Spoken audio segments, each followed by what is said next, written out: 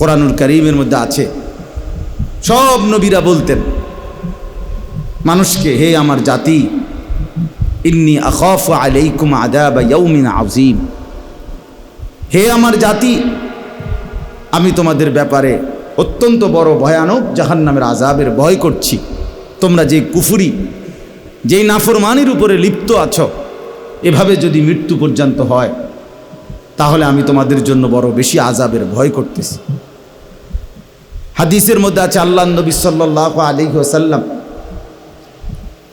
প্রথম যেদিন মক্কার কুরাইশদেরকে একত্র করে কালেমার দাওয়াত দিছিলেন, সেদিন তিনি প্রথমে এটা উদ্বোধনে ভূমিকা হিসাবে বলছেন, ইন্নী নাযীরুন লাকুম বাইনা ইয়াদাই আযাবিন শাদীদ,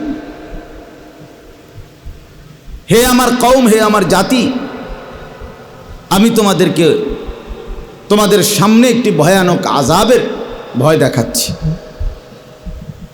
সেই আযাব থেকে, মুসিবত থেকে যদি তোমরা বাঁচতে হয় তো কুলু লা ইলাহা ইল্লাল্লাহ, তোমরা লা ইলাহা ইল্লাল্লাহর এই কালেমা গ্রহণ করো, আল্লাহ তাআলার প্রতি ঈমান আনো, তাহলেই তোমরা সফল হবে, জান্নাতি হবে, তুফলিহুন। এজন্য ভাইয়া বাবারাদেরকেও বলি, আজকে আমরা অনেক সময় আছি, সামান্য 2-4টা নেক আমল কম বেশি সবাই করি, তো গুনাহ থেকে বাঁচার ব্যাপারে খুব বেশি উদাসীন, খুব উদাসীন।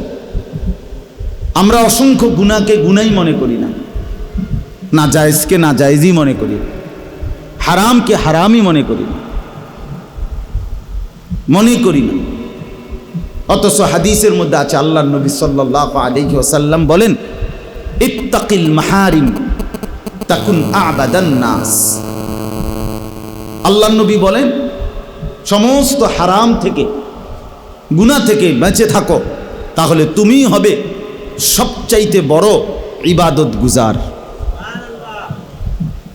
হারাম থেকে বাঁচো, গুনাহ থেকে বাঁচো। নবী সাল্লাল্লাহু আলাইহি ওয়াসাল্লাম বলেন, ইদা আমারতুকুম বিশাইইন ফাফআলুহু মাস্তাতা'তুম ওয়া ইদা নাহাইতুকুম বিশাইইন ফাতরুকু। নবীজি বলেন, উম্মত, আমি যদি কোনো কিছু করতে বলি, পালন করতে বলি, তো তোমার যেটুকু সাধ্য ওইটুকু পরিমাণ তুমি তা পালন করো। তবে কোনো কিছু যদি নিষেধ করি, ওয়া ইযা নাহাইতুকুম বিশাইইন, আমি যদি কিছু নিষেধ করে থাকি, ফাতরুকুহু, সেটা 100 ছেড়ে দাও। তাহাজ্জুদ নামাজ সবাইকে উৎসাহিত করছি যে যেদ্দুর পারো পড়ো, কিন্তু মিথ্যা সবাই ছেড়ে দাও। দান সদকা যে যেদ্দুর পারো করো, কিন্তু হারাম উপার্জন, সুদ, ঘুষ, চুরি, ডাকাতি সবাই ছেড়ে দাও। তার মানে গুনাহ শতভাগ কি করো? ত্যাগ করো। গুনাহ শতভাগ ত্যাগ করো। যুবক ভাই, এটা তোমাদের জন্যও কথা, আমাদের জন্যও কথা, মুরব্বী বাবা আপনাদের জন্যও কথা। এক ব্যক্তি মুত্তাকি হইতে হইলে, একজন মুসলমান যদি দিনদার হতে হয়, আল্লাহওয়ালা হতে হয়, মুত্তাকি হইতে হয়, নেককার হতে হয়, খোদার কসম মনে রাখতে হবে, গুনাহ থেকে বাঁচতে হবে শতভাগ। বন্দিগি, ইবাদত, আল্লাহর হুকুম পালন, এনে এসে বসে, আচ্ছা, আল্লাহ তাআলার হুকুম পালন, এইটা হবে সাধ্য মতো। কিন্তু গুনাহ বর্জন, এটা গুনাহ থেকে বাঁচবেন শতভাগ, এটা খুব জরুরি। রাসূলুল্লাহ সাল্লাল্লাহু আলাইহি ওয়াসাল্লাম হাদিসের মধ্যে বলেছেন, দা মা ইয়ারিবুকা ইলা মা লা ইয়ারিবুক। উম্মত, যা কিছু তোমার কাছে গুনাহ মনে হয়, সন্দেহ মনে হয়, তা টোটাল ছেড়ে দাও। জীবনে ওই বিষয়ের দিকে আসো যেখানে কোনো সন্দেহ নাই, সংশয় নাই, ওই রকম নিরাপদ আমলের দিকে আসো। গুনাহ ছাড়ো, গুনাহ ছাড়ো। হাকিমুল উম্মত মুজাদ্দিদুল মিল্লাত হযরত মাওলানা শাহ আশরাফ আলী থানভী রহমতুল্লাহ আলাই বলতেন, একটা কুয়ার মধ্যে ছোট টাঙ্কির মধ্যে মনে করেন 500 লিটারের একটা গাজি টাঙ্কি, এইটার মধ্যে একটা ইন্দুর পড়ছে ধরেন। এখন এই ইন্দুরটা যে পইরা মরে গেল, এখন এই পানিটা না পাক, তাহলে এখন পানিটা পাক করার জন্য করলো কি, যে ট্যাপ ছেড়ে দিছে আর এদিক দিয়ে মোটরও ছেড়ে দিছে। মনে করেন পানি পুড়তেছে, ট্যাপ ছেড়ে দিছে, এরকম মনে করেন 1 ঘন্টা পানি সব ফেলাই দিছে, নতুন পানি ঢুকছে মোটরের টাঙ্কিটার ভিতরে, ওই গাজিলি টাঙ্কি যেটা। এই এরপরে 1 ঘন্টা পরে যেই পানিগুলো এই টাঙ্কির ভিতরে, এগুলো পাকত কেন? সমস্যা কী হয়েছে? কি রয়ে গেছে আবার বলেন তো? এই যে মাশাআল্লাহ, আমরা তো সব মুফতি সাহেব, এটা আপনারা বুঝছেন না খুব সহজে। কি করতে হবে এখানে? তাইলে আগে ইন্দুর সরাইতে হবে। আগে কি সরাইতে হবে? ইন্দুরটা সরাইয়া এরপরে পানি পরিষ্কার করলে, নতুন পানি দিলেই পাক। ইন্দুর এটা জাগাত রাইখা 100 লিটার পানি না, 1000 লিটার, 112 যদি টাঙ্কি পুরায়, ওটা কি হবে না? পাক। সরাইতে হবে কি? এই কথাটা বুঝাইতেছে। হাকিমুল উম্মত থানভী রহমতুল্লাহ আলাইহি বলতেন, আগে ইন্দুর সরাও, আগে গুনাহ সরাও, আগে নাফরমানি ছাড়ো, এরপরে এক এক সেজদা দিবা, গুনাহমুক্ত হয়ে আল্লাহর আরশ পর্যন্ত নড়ে উঠবে। আল্লাহ তাআলার আরশ নড়ে উঠবে। এই জন্য বুজুর্গানে দ্বীনের মেহনত ছিল এটা, আম্বিয়াদের মেহনত ছিল এটা, আউলিয়া কেরামের ফিকির ছিল এটা, মানুষকে গুনাহ থেকে ফেরানো, মানুষকে আল্লাহর নাফরমানি থেকে ফেরানো, মানুষকে জাহান্নাম থেকে ফেরানো। এই কথাটা আমি এই জন্য জাহান্নামের কথা বলতে গিয়ে, গরমের কথা বলতে গিয়ে আপনাদেরকে ওইখান থেকে চলে গেলাম এই কথাটা। তাহলে বুঝাইতে চাইলাম, মুসলমান ভাই আমার, বাবা আমার, ইনসাফের সাথে ভেবে দেখেন কি কষ্ট লাগতেছে এই তীব্র গরমটা। এখান থেকে কত লক্ষ গুণ দূরে, মাথার উপরের ওই সূর্যটা কতটা দূরে, এত দূরের সূর্যটির তাপ, তাও সূর্য ডুবে গেছে কত আগে। এখন তো সূর্য নাই, সূর্য ডুবে গেছে না সন্ধ্যায়, কিন্তু সেই তাপ কি পরিমাণ রয়ে গেছে। তাইলে সূর্যের এত দূর থেকে বিকিরণ করা তাপ যদি এতটা অসহ্য গরমে কষ্ট হয়, বন্ধু আমার, দোস্ত আমার, তাহলে মাথার উপরে যখন হাসরের ময়দানে পুরা সূর্যটা তার তাপ দেবে, পায়ের নিচে যখন জমিন উত্তপ্ত তামার মতো হবে। আর কোরআনুল কারীমের মধ্যে আছে, ইয়াউমা ইয়াকুমুন নাসু লিরাব্বিল আলামিন। বন্ধু আমার, মনোযোগ দিয়ে শোনেন, আল্লাহ তাআলা বলছে হাসরের ময়দানে, কিয়ামতের মাঠে আমার সমস্ত বান্দা আমি আল্লাহর সামনে দাঁড়িয়ে থাকবে। নবীজি বলছেন, মাউদাউ কাদামিন, এই 2 পায়ের নিচে যে তালু, এই পায়ের তালু রাখতে যেটুকু জায়গা, খোদার কসম নবী বলছে এইটুকু জায়গার উপরেই দাঁড়িয়ে থাকবে। 1 সুতা, 1 জাররা সামনে কিংবা পিছনে, ডানে কিংবা বামে আগাইতেও পারবে না, পিছাইতেও পারবে না, ডান বামও যাইতে পারবে না, বরং এক অবস্থার মধ্যে সে দাঁড়িয়ে থাকবে। মাথার উপরে সূর্য, পায়ের নিচের জমিন উত্তপ্ত। এরপরে কতদিন দাঁড়িয়ে থাকবে? সর্বোচ্চ 3-4 মিনিট, 30-40 মিনিট, 30-40 ঘন্টা।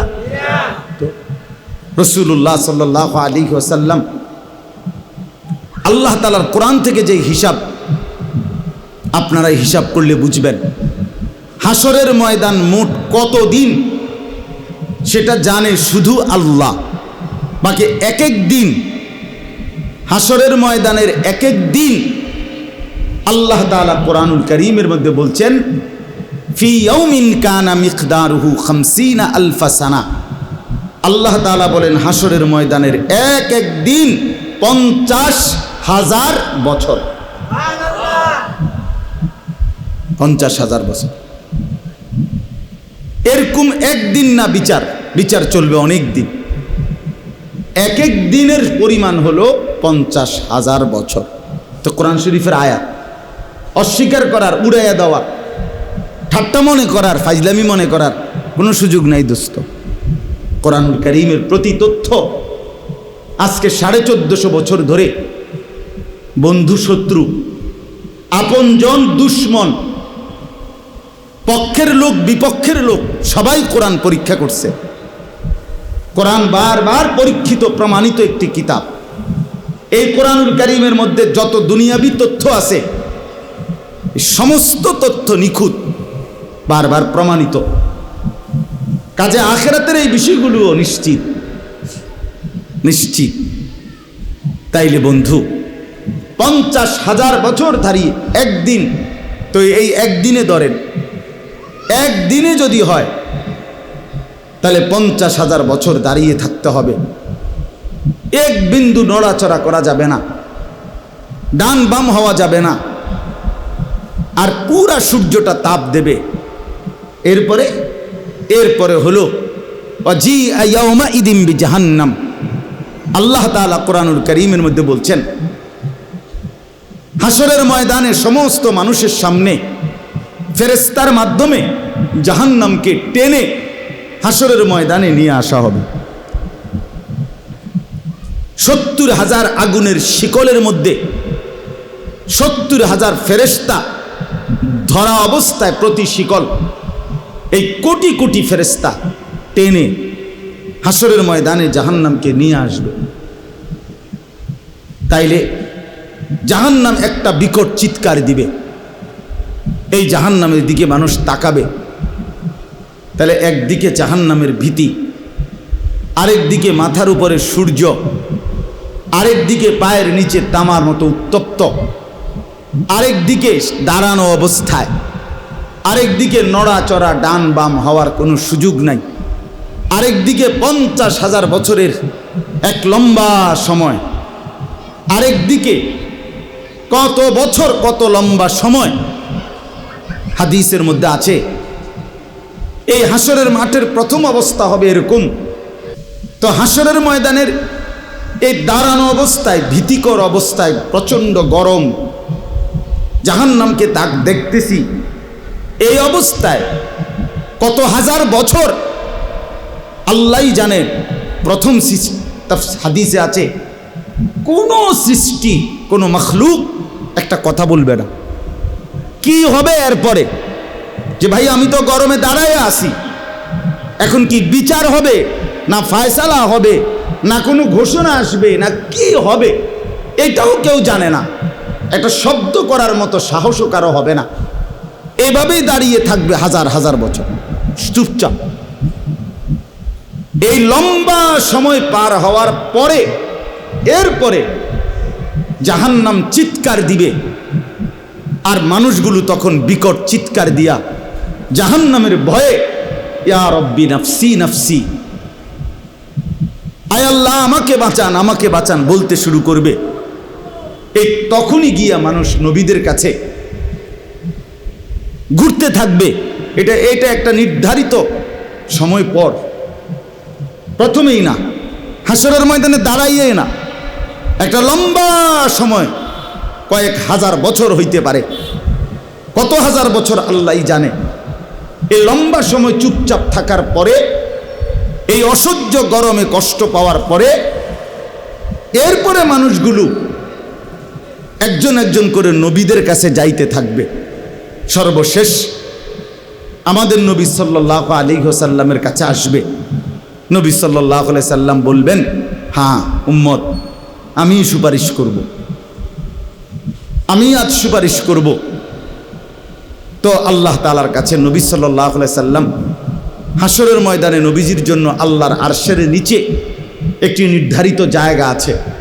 এই জায়গাটাকেই বলা হয় মাকামে মাহমুদ। আমরা আজানের দোয়ার মধ্যে যেই দোয়াটা করি নবীজির জন্য, ওয়া আসহু মাকামাম মাহমুদা, এই মাকামে মাহমুদ এটা একটা জায়গা হাসরের ময়দানে আল্লাহ তাআলা নবীজির জন্য নির্ধারণ করছেন।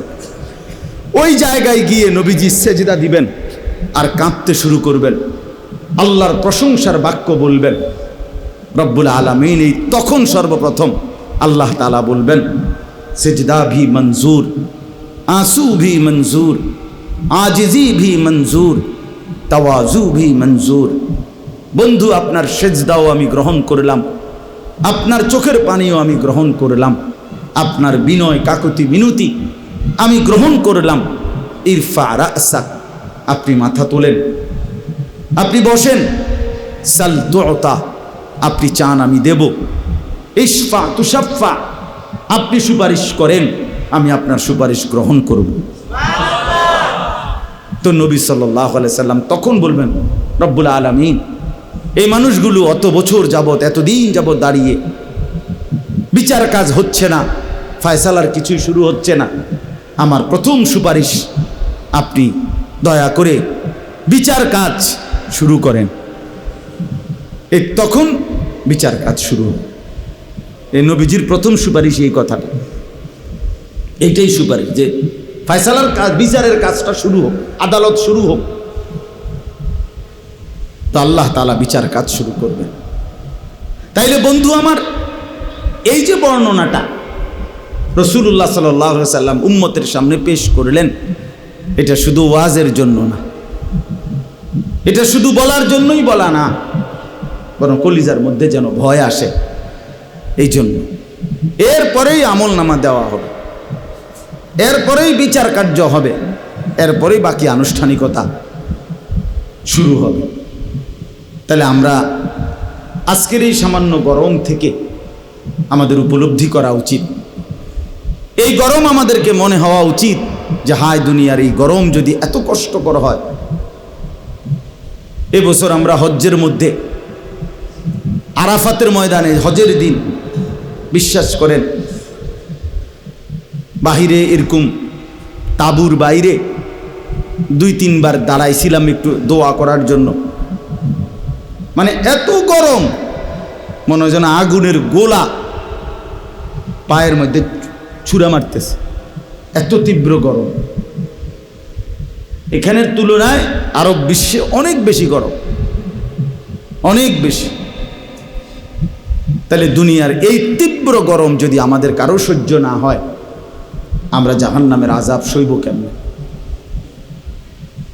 আমরা জাহান্নামের আযাব সইব কেমনে? দোস্ত আমার, বন্ধুরা যারা তোমরা ছেলেরা এক ওয়াক্ত নামাজ পড়ো না, বাপ আমার কেমনি সহ্য করবে?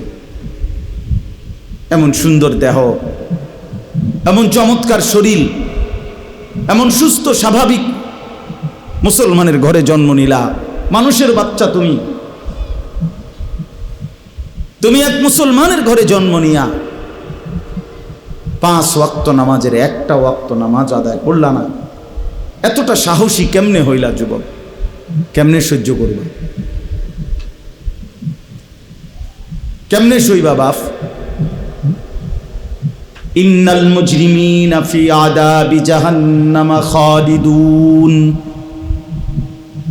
রব্বুল আলামিন বলেন, না ফরমানরা জাহান্নামের আযাবের মধ্যেই থাকবে চিরস্থায়ী, লক্ষ কোটি বছরে।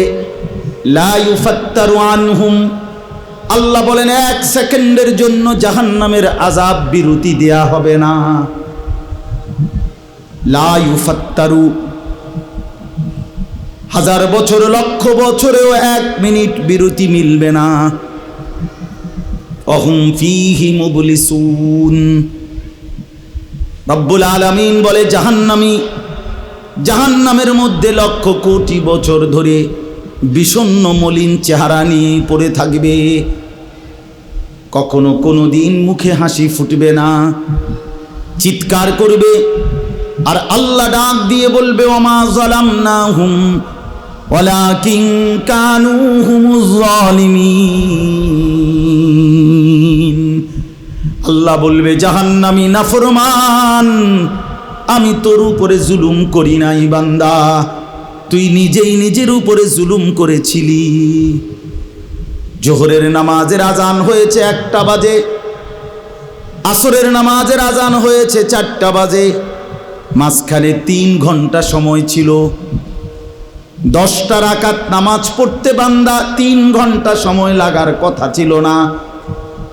আমি তো তোকে বান্দা সময় দিয়েছিলাম, তুই নাফরমান, তো আমার মালিকের গোলামের সেজদাটা দিলি না। 3টা ঘন্টা অযত্নে ফেলে দিলা। ফজরের মাত্র 4 রাকাত নামাজ, 4 রাকাত নামাজের জন্য আমি 1 ঘন্টার চাইতে বেশি সময় দিয়েছিলাম। আগেও ঘুমাইছো বান্দা, রাতের 10টা 11টা 12টায় আমি ঘুম পাড়ায় দিছিলাম। আমি রব্বুল আলামিন যদি 2 চোখে ঘুম না দিতাম, পৃথিবীর কোন শক্তি তোমার চোখে ঘুম দিতে পারবে না। ওয়াজআলনা নাওমাকুম সুবাতা, আল্লাহ বলেন বান্দা তোমার চোখের ঘুম এটা আমি বানাই, আমি আল্লাহ বানাই। কে বানায়? আল্লাহ বলে 2 চোখে ঘুম আমি দেই, আবার ঘুম থেকে জাগবার সুযোগ আমি আল্লাহই দেই। আল্লাহু ইয়াতাওয়াফাল আনফুসা হিনা মাউতিহা ওয়াল্লাতী লাম তামুত ফী মানামিহা ফায়ুমসিকুল্লাতী কাদা আলাজাল ওয়া ইউরসিলুল উখরা ইলা আজালিম মুসাম্মা। আল্লাহ বলে, শোনো বান্দা, ঘুমের মধ্যে আমি কিন্তু রূহটাকে আলাদা করে ফেলি, আমি কিন্তু তোমার দেহ থেকে তোমার রূহ বিচ্ছিন্ন করে ফেলি। এরপরে আমি আল্লাহ যতক্ষণ ইচ্ছা করি, যতবার ইচ্ছা করি, আমি ইচ্ছা করি বলেই পুনরায় আবার সজাগ হওয়ার মুহূর্তে রূহ ফেরত দেই। আমি দেই। আমি যদি সেই রূহ ফেরত না দিতাম, তুমি আর কোনোদিন চোখ খুলতে পারতা না। হ্যাঁ, আমার এক আত্মীয় প্রফেসর, ভালো মানুষ ছিলেন। প্রফেসর সাহেব রাত্রিবেলা শুইছেন, ভালো মানুষ। সকালবেলা উঠে দেখছি সবাই উনি মৃত, আর চোখ মেলেন। এই ঘুম তার শেষ হয়ে গেছে। তো আল্লাহ তাআলা বলেন, বান্দা আমি রব্বুল আলামিন, আমি তো তোমাকে ঘুম পাড়াইছিলাম, আমি তো ঘুম থেকে জাগাইলাম। মাঝখানে মাত্র 4 রাকাত ফজরের নামাজ 10টা মিনিটে সারতো, 20 মিনিট হলেই চলতো, কিন্তু আমি 1 ঘন্টার চাইতে বেশি ওয়াক্ত দিয়ে রাখছি, কিন্তু তুমি আমারে সেজদা দিতে পারলা না। কতজনের কত কথা মনে পড়লো, তোমার মনে রাখলা, কতজনের কত আবদার তুমি গ্রহণ করলা, কতজনের কত আবদার রক্ষা করলা, কিন্তু তুমি নাফরমান, আমার আবদারটা রক্ষা করলা না। আমি তোমার কাছে 4টা রাকাত নামাজ চাইছিলাম, কই তুমি তো পড়লা না, কই পড়লা না। হায় হায় ছেলেরা, মায়ের দুধ যদি খাইয়া থাকো, মুসলমান মা বাবার পরিচয় যদি থাকে, এটা ভাইব, এটা ভাইব ভাইয়া। আল্লাহ তাআলার এত বড় গাদ্দারি উচিত না। আল্লাহর সাথে এত বড় গাদ্দারি করা উচিত না। 1 ওয়াক্ত নামাজ পড়ে না, খোদার 365 দিন, একটা বছরে কোনো দিন যে ছেলেটা ফজরের নামাজ পড়লা না, তুমি কোন মার ঘরে জন্ম নিলা?